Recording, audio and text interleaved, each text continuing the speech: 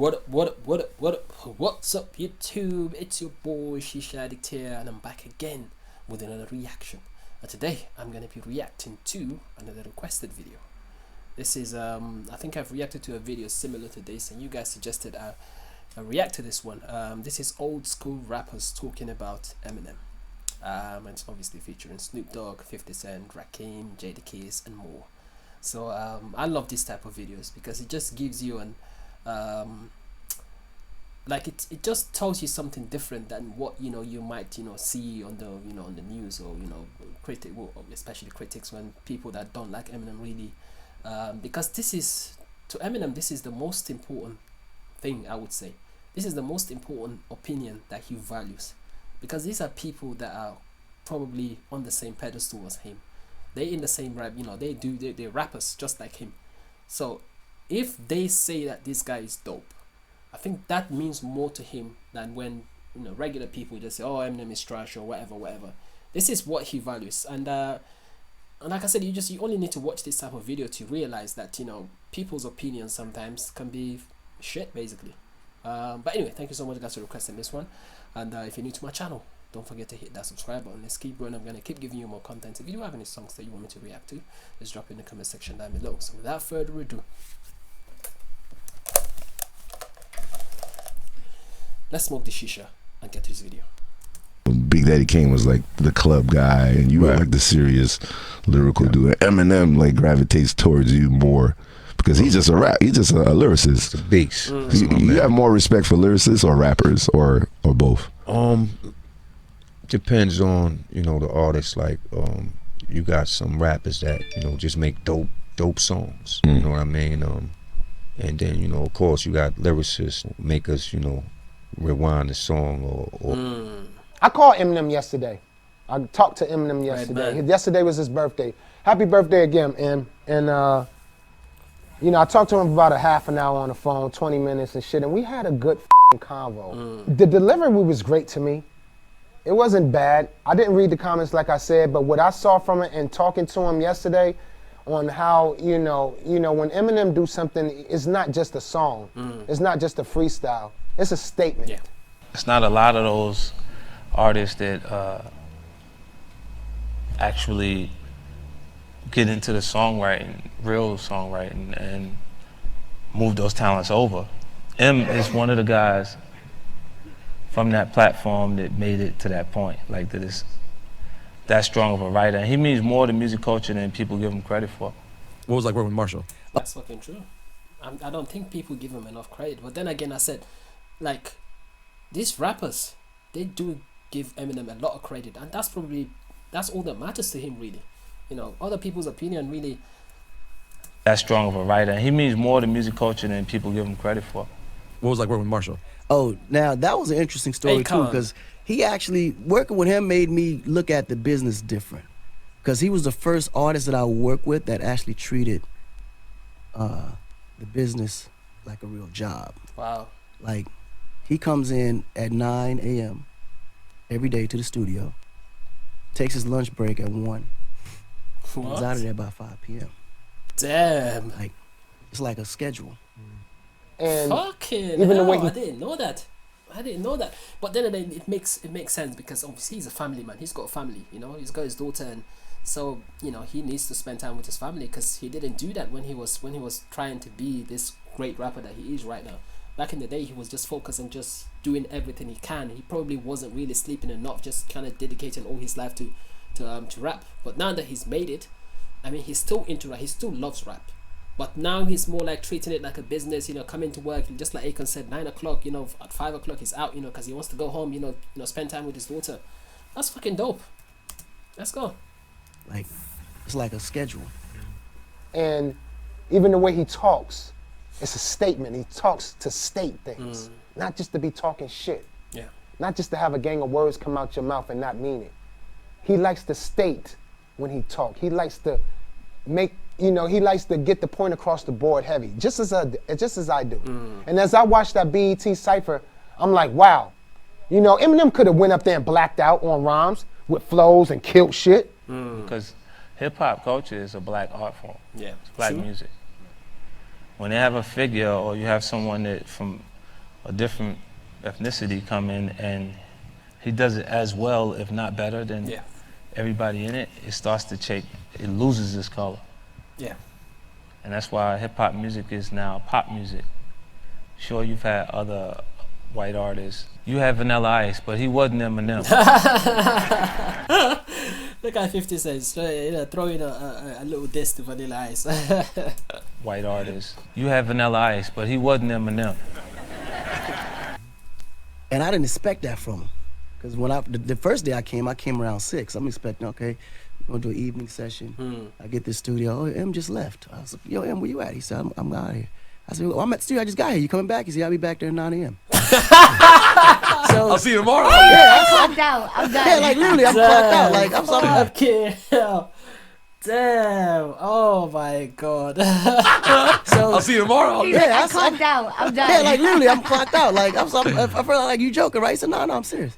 I see you 9. You gonna get up early? I said, yeah, I gotta be there. And you know what? The funny thing is that people that don't know this story will probably think that Eminem spends like his whole fucking time just writing shit, just writing lyrics. But you know, as you heard, 95. That's when Eminem works. After that, you're not gonna find him in the studio. Damn. Bro, like you joking, right? He said, no, I'm serious.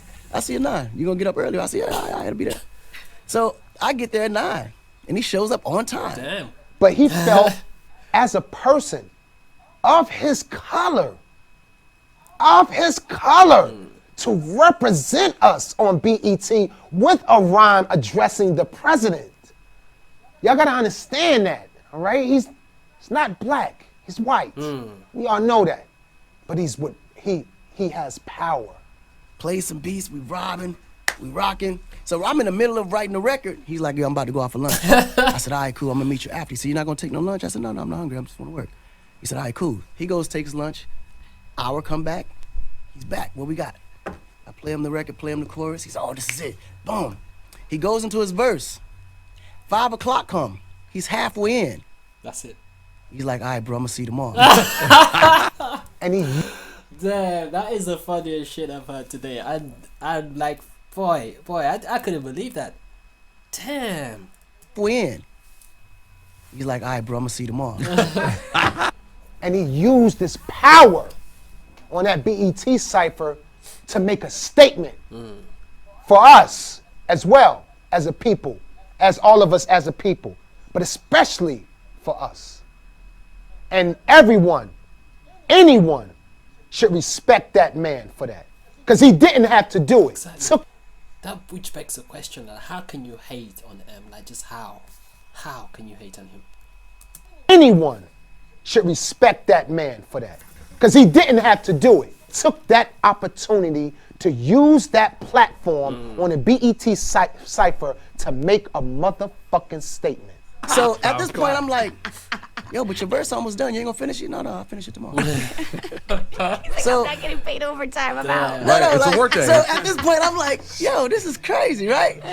right. So tomorrow, tomorrow comes, he finishes it out. Wow. So, and I asked him, I was like, yo, like, you know, like, what's up with the work ethic? He said, nah, man, it's just, I just like to be here. I treat it like a real job. And for him to come out his shell to do that, to him to remember the rhyme, to feel it's a just due as not just Eminem, the rapper, but as Marshall Mathers, the person, to step up of my color to represent the wrong injustice that's going on in America. And I commend him on that. Not because he's one of my favorites. You gotta be careful or you'll get your ass handed to you on the track, man. Like, he'll get to you.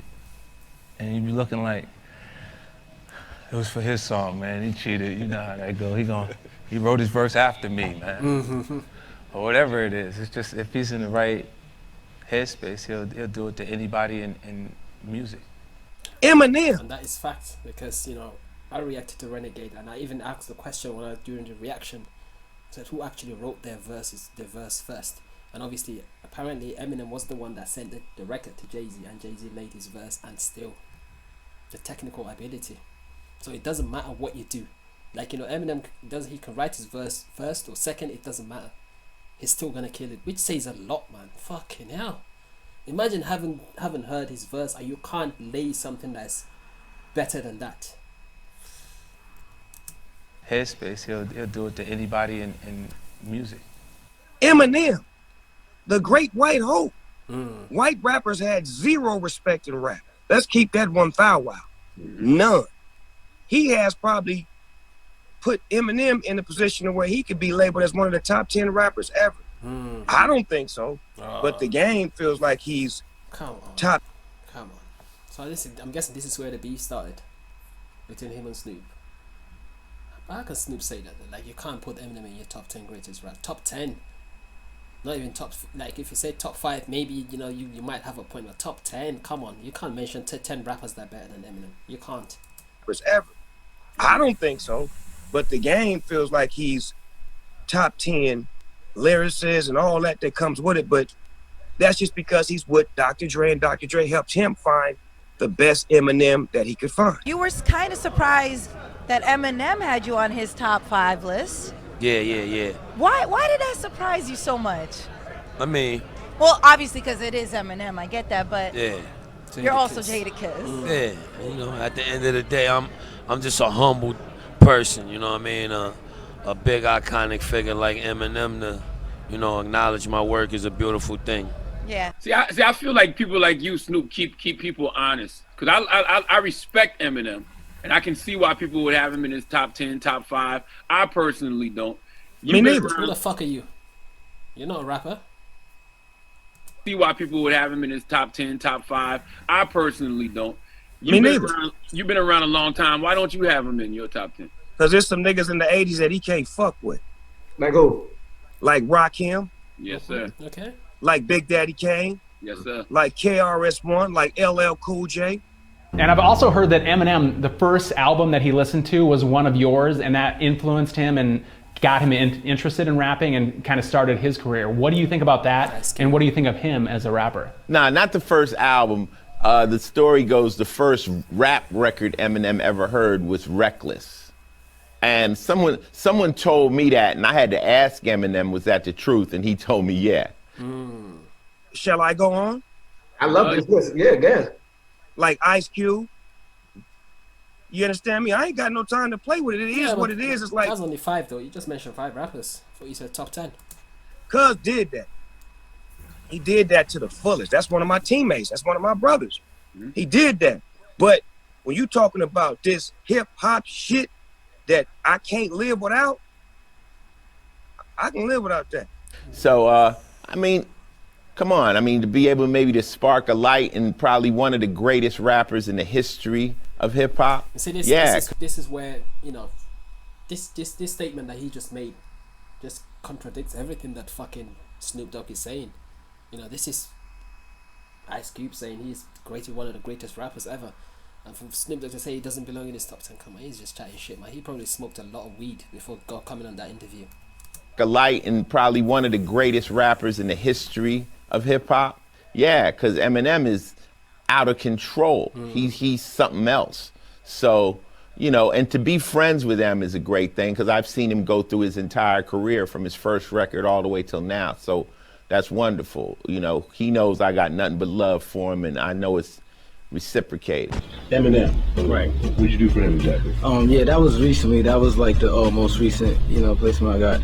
You know, I've been trying to get on, you know, one of Eminem's projects for a while now, and I'm pretty sure a lot of other producers have been trying to do the same thing, you know, because that's like, you know, a premier project to get on. You know, I've been sending tracks to him, and this last go around for this new project that he was doing, I sent about 3 tracks, and they took one. You know what I'm saying? Love it. Yeah. Eminem's back. Eminem is Eminem. If you notice in hip hop, Eminem is the only rapper that nobody ever wants a problem with, including myself, man. This was on the other video that I reacted to, by the way. Eminem is like the most lyrically insane. Even when I was going at 50, and you know, me and Dre wasn't seeing eye to eye, man. I stayed away from the white dude, you know, because he a problem. You know what I'm saying? I understand it. You know what I'm saying? Like Eminem, I don't think it's a rapper he won't slay, and you don't even want a war with Eminem. You know, he crazy. He was talking about how he was gonna pick fights if he were to come at you, with like a industry beef. What would you have done? Run. Yeah, Eminem is. You don't understand. I'm a hip hop artist, and I'm one of the biggest ones in the world. You don't want a beef with Eminem. He shreds. He shreds MCs, like, for real.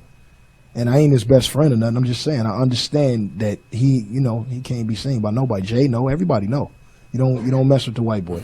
From what I hear, it's one of the darkest ones on his album. I mean, you know what I produce and the style of music. You know how I do. So you haven't actually heard the track that Eminem did yet? Nah, I didn't. I haven't even spoken to anybody that heard it that's close to his team. You know what I'm saying? So, you know what I mean? They got the shit, mad top secret, rightfully so. But I can't wait to hear it. You know what I mean? Because I know that he just killed it. I'm sure LL Cool J was, a big inspiration to you too. And Eminem was on his podcast, Rock the Bells. And he said that he was standing in front of a hotel bazaar blasting his boombox with his demo. You pulled up with a limo. He says you got out. Some dude said West Coast. And then you said East Coast and you ran up on him. And then he didn't do shit and went away or whatever. Do you remember Eminem that day, or was that a different day that he gave you the demo? I met Eminem 6 times, gave me his demo 6 times. I had a time where I was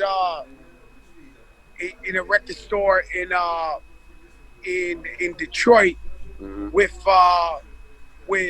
Steve Lobel, and we were doing like a promo tour, and Steve got a picture of me and him taking a picture, and little Eminem in the background, walking behind us, and I'm like, oh my God, that's Eminem. That's crazy. And I remember him opening up for us at the Lyricist Lounge with the Outsiders in Jersey. So, we interacted a lot. I love Eminem, bro. I love him as Pun on a record would have been crazy. Huh? Him and Big Pun on a record would have been crazy. Me and Big Pun, we were nominated. Well, Big Pun was nominated for the Grammy for Still Not a Player. We waited for hours outside of Tower Records on Sunset Boulevard. When Eminem's album came out, 12 midnight, we went and copped the album. Damn. And Big Pun was already Grammy nominated. That's a big deal. That's how much we love Eminem as a lyricist, as everything, and we love him still. Eminem is, as such, he's so big that people feel the need to talk about all the fucking time. What was it about this situation that made you be like, I'm gonna jump in the ring and just make some content off this shit? Oh shit. Well, basically, dude just kept saying my name. You know what I'm saying? MGK or Joe Budden? Joe Budden. Right. MGK, I got nothing to do with that. That was just me. That was just you laughing. Warning. Yeah, Okay. giving, like, dude, you really want to do this? But Joe, he just kept saying my name, and in a very, very disrespectful way. Wow. You know what I'm saying? To the point where I feel like I don't have a podcast, but I got one coming on the way. I saw that. By the way, Bizarre's World. Plug. I want to come on. Oh, so this is Bizarre. This is Bizarre from D12. Okay. I saw that. By the way, Bizarre's World. Plug. I want to come on it. I want to be on that shit. Man, for real. We got to do it, man. Hell yeah. But yeah, man, I feel like, I don't have a podcast. I don't have a platform to say something back. So, like, he kept saying this shit about, you ain't spoke to Marshall in 18 years. I was just like, that shit just got me, like, red fire. You know what I'm saying? I was just like, what the fuck? Why does motherfucker keep saying this dumbass, retarded type shit? When's the last time you talked to Eminem? Is there any truth to that? Do you not talk to him very, very frequently? I seen Marshall 2 weeks ago. Okay. Where at? Detroit. He still comes around, like, oh yeah, fairly studio. frequently? If you ever catch him, just go to the studio. Okay, I'm pulling there up. every day. Really? 9 to 5. Pull up, man. He's going to be there. It's like a 9 to 5 or what, you know what I'm saying? They'll be like, who's there? I'll be like, it's Adam. They'll be like, who the fuck is that? Bizarre's boy. Bizarre's boy. Yes, you're right. That's what I'm gonna say. Did you saw my Eminem Halloween costume, right? Yeah, I see. That shit was pretty good, right? I see you, Slim Shady. Oh man. Okay, but so Joe Budden was okay. But from your perspective, were you 100% cool with Joe Budden until he did that like review of the Eminem album, where he I believe in your opinion he like violated by going a little overboard talking about M's album on Everyday Struggle? I just feel like this, man. Joe Budden's, he did a diss record towards D12 many years ago. Not a diss record, a line towards us a long time ago. And it was like, we went on tour with him in Canada, but we had to have a big talk with him about that. And we got past that. Then, you know, all of a sudden they got signed to Shady, Slaughterhouse. So, you know. Were you approving of that when that happened? For sure. Yeah, we made it happen, you know what I'm saying, with our support, you know what I'm saying, to, you know, let Marshall know that everything was good with Joe Budden's. You know what I'm saying? So just to come from that and then reemerge as family, we did a whole tour together for like 2 months. And then for you to get on your platform and just say like the wildest shit you possibly could say. You know what I'm saying? That just had me fucking mad. That's my boy, man. I'm gonna always support, no matter what the fuck we go through. Like, you know what I'm saying? I just don't like somebody that's disloyal, man. To a person that helped your career literally have a second start. It's a weird position for him to be in, though, because it's like previously he's a rapper, Joe Budden, and when you're a rapper, you know, loyalty and not disrespecting people and stuff is a big deal. And then all of a sudden you're in like the podcast game and you're making content and stuff. And once you're in that world, it's kind of like, oh shit, now you have to have an opinion about the new Eminem record. You have to, you know, talk shit essentially. You know, not even talk shit, but like, and I think that's been something that he's sort of dealt with in the sense that I don't see him jump out the window like he might have jumped out the window in that episode, and especially when you consider that, you know, he had a business relationship with Eminem. Okay, let me ask you this though. But after all that happened, then he comes back on his podcast and says, "I'll wear your ass out. For the last 10 years, I've been better than you." Where'd that come from? Yeah. Damn. Fucking hell. Why? What more can you say, man? I mean, I'm just a little bit, you know, what Snoop Dogg said about him, that's a bit, you know, I mean, I can see why Eminem would diss him on his record, because that's a little disrespectful in my opinion, if you ask me. But anyway, I definitely enjoyed this. I like what Akon said, you know, that kind of gave me a perspective into, you know, how Eminem is in the studio, basically. But anyway, thank you so much, guys, for requesting this one. I really enjoyed it. I'm going to move on to my next reaction. And if you're new to my channel, don't forget to subscribe, and I'll see you guys. Peace.